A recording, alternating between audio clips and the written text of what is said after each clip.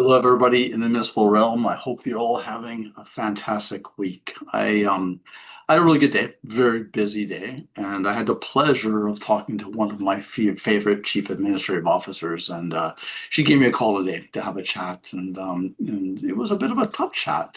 She called me to say that she was feeling a bit stressed, and this is somebody who's a very seasoned sale, has had great success, but is working in a municipality, as many are, that has got challenges, just like any municipalities across Canada or across North America in today's world.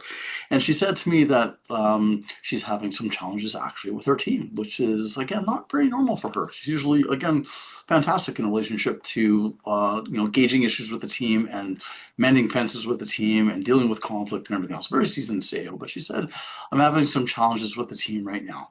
And she said, I'm not quite sure why. And we had a really good chat today about some of the issues. And I asked, well, what's changed over the last couple of months that maybe has, been the impetus, or is this the cause of this challenge with your team? And she said, well, I've had to make some tough decisions over the last couple of months, and some of them have been, personnel changes that have caused some concern or maybe some stress in the team.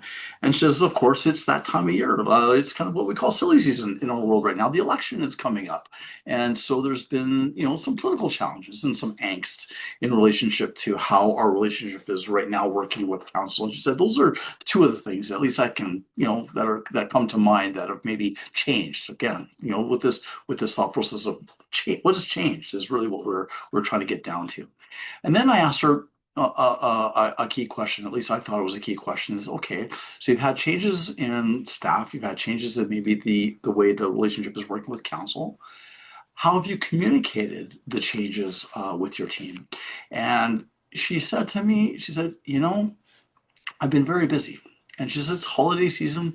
I'm very busy. There's been lots of stresses. There's been some issues that I've had to deal with operationally and strategically. And I really haven't had time to get the team together. And I haven't had really time to sit down and talk with the team. And I haven't really had time to write maybe any messages down for the team to kind of give them an idea of like kind of the why behind the change. And I have to say the light bulb kind of went off for both of us. The why has always got to be a big part of the leadership model when we are going through change in a municipality. The why always has to be a big part of leadership when we're considering kind of the heartbeat of our team. And it really hit home. And one of the things I told her today was, let's take a look at one of the course slides of a course that I just presented, and maybe this has some value for the challenges that you're going through. And what we really hit on is that when we're considering team, we have to consider culture. We have to consider the effect of communication on culture. And so things like staff performance, how they're feeling during the day, is obviously affected by communication. And one of the big things that was the aha today is silence can be damaging. When you have silence, especially in times of turbulence and change, the staff will make up the message. The staff will maybe feel uncomfortable. Staff will make assumptions that are maybe incorrect. And so, as leaders, we must take the time to communicate. We must take time to foster, again, good communication, again, both up and down with within the organization. And I think we have to recognize in municipal government, we're going to go through turbulent water. It's just the way it is in our business, whether it be, again, disaster, political change, financial change, whatever it might be. We go through tough times as chief administrative officers and as executives. But the reality is we also have to recognize that we are going to go through difficult times, and then we have to embrace one of the key fundamentals of leadership, and that means communication. We have to take the time for it. And by the time we finished the conversation, she was kind of feeling a lot better. A lot of relief, and said to me, Tim, I think I'm ready for basically overcoming the turbulence and issues that I have with my team, because it's time to kind of get our communication out.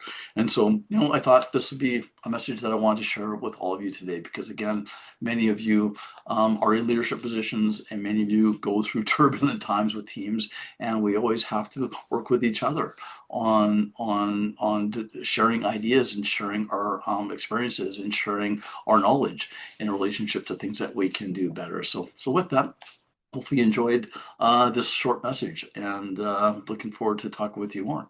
Okay, bye for now.